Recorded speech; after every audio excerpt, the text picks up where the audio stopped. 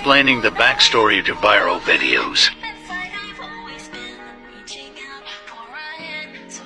While this may appear to be a seemingly innocent video of a boy dragging a trash can with a dog barking at it, what may surprise you is that inside of that trash can is the body of the boy's high school math teacher, Colleen Ritzer. And on October 22nd, 2013, she asked one of her students, Philip Chisholm, to talk to her after class. Philip had recently moved from Tennessee, and when Colleen brought this up in conversation, Philip got extremely upset, so she changed the conversation immediately. At around 3 o'clock, Miss Ritzer got up to go use the restroom, and a few minutes later, Philip followed behind her. It was there that he pulled out a box cutter and slit her throat 16 times before raping her. Philip calmly walked out of the bathroom and returned about 10 minutes later wearing a new set of clothes and carrying a trash bin alongside him. Security cameras outside of the school show Philip rolling the bin with her body into the woods. At this point, Colleen is barely alive. Philip dumps her body onto the ground and shoves a tree branch inside of her. He leaves the scene with his teacher's credit card and uses it to buy Taco Bell and go and see a Woody Allen movie. Philip Chisholm was caught later that night and was sentenced to 40 years in prison.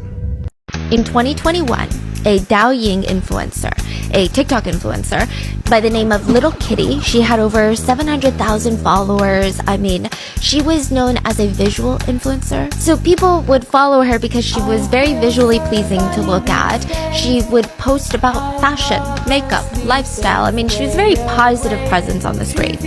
In 2021, she posted a video that was very unlike all of her other videos. She seemed really, really serious.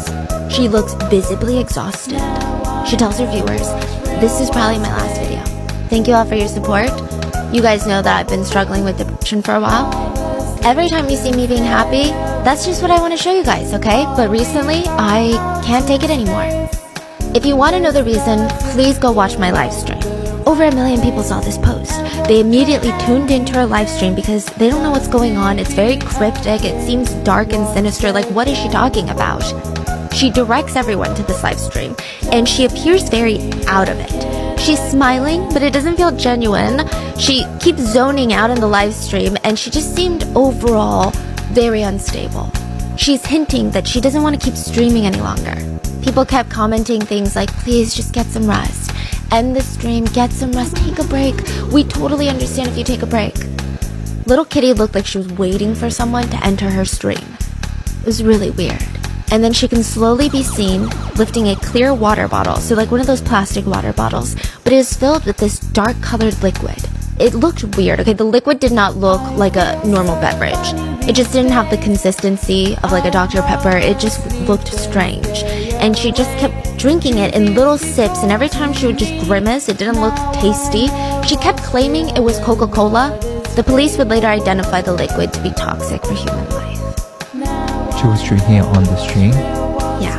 A lot of comments were catching on. They were very worried. I mean, this coupled with her last post, it just felt very dangerous. It felt very, I think people knew what she was trying to do. They were writing things like, "Please don't do anything stupid. Someone call the police. We love you. Please don't do this. You're young. What about your parents?" Others said really callous, heartless things. There were some accounts posting into this live, "If you want to drink it, you should hurry up." Some people were encouraging her, egging her, saying, "Drink, drink, drink, drink." She finished drinking the liquid, waved the empty bottle in front of the camera. She said it doesn't taste very good. The live ended, police and ambulances rushed to the scene, and soon news started circulating that Little Kitty had died October 15th of 2021. This is the story of Khaleesi Williams, a 16-year-old girl murdered while recording what would be her last TikTok video. Disclaimer: the video is to bring awareness to Khaleesi Williams' story and meant to cause no harm. Please pray for the friends and the family of the victim. Atlanta, Georgia, gained national news in 2020 after a horrifying death of a young girl. In December 2020, Khaleesi Williams, a 16-year-old high school student, received an invite to a party that was going to be held at an Airbnb. This party would be chaperoned by an adult. Khaleesi's stepfather, Ronnie Savoy, encouraged her to go to the event since she had been confined to her house since the lockdown due to COVID-19.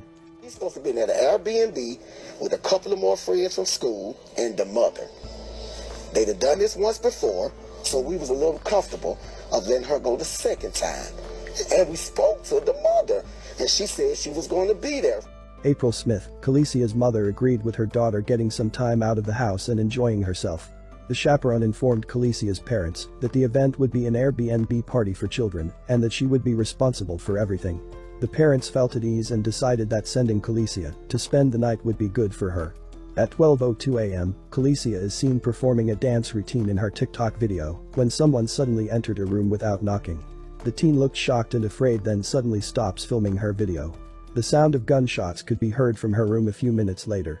Partygoers were unaware of what happened to Calicia. Two guys discovered Calicia on the floor of her hotel room. They carried her to the elevator while holding her from behind and supporting her legs. As of 12:27 a.m., authorities had been notified about an earlier disturbance at Hyatt Regency. Following their arrival, the cops went to check on Calicia. She wasn't breathing and had no pulse.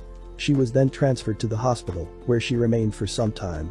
The medical staff tried to save Calicia's life but were unsuccessful. The 16-year-old was pronounced dead in the hospital. Calicia's parents called the chaperone to check on the well-being of their child, but were only informed about their child's death 8 hours after she passed. It was a shock to Calicia's parents to learn of what had happened to their daughter.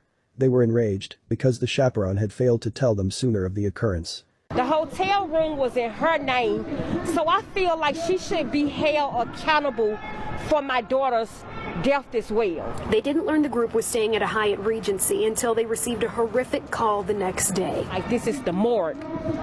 And I was like, the morgue? They was like, yes, ma'am. They was like, well, we're waiting on your daughter's body to come through. I'm like, whoa. Calicia's parents say that call didn't come until 8:45 a.m. The teen was pronounced dead at 12:23 in the morning. Calicia's parents were also unaware that the party had moved to Hyatt Regency Hotel instead of the Airbnb that was previously discussed. The parents felt like the chaperone should be held accountable for the tragedy that happened to their daughter, since she took responsibility for the safety of the children at the party, and her parents only allowed Calicia to attend the party on the assurance that the chaperone would look after her. Atlanta Police Department reports that Calicia knew her attacker. Anthony Grant, the police spokesman of the Atlanta Police Department, reported as follows. Preliminary investigation suggests that the victim was inside of a room at the Hyatt Regency with a juvenile male companion. A verbal dispute occurred between both parties which resulted in the juvenile male fatally shooting the victim. The juvenile is a 16-year-old boy, but identity is being concealed. A 16-year-old boy was taken into custody by Atlanta police and taken to Atlanta Police headquarters for additional questioning. At this time, the boy admitted to shooting Calicia after they got into a heated argument. Police then arrested the boy and charged him with felony murder, aggravated assault, and possession of a gun by someone younger than 18 years of age. The defendant is now being tried in an Atlanta court pending the court's ultimate judgment. Calicia's parents also hold the hotel staff responsible for her child's death, and they protested outside of the Hyatt Regency Hotel along with supporters to express their outrage at the hotel's negligence that resulted in their daughter's death. I want the surveillance footage of what happened, who went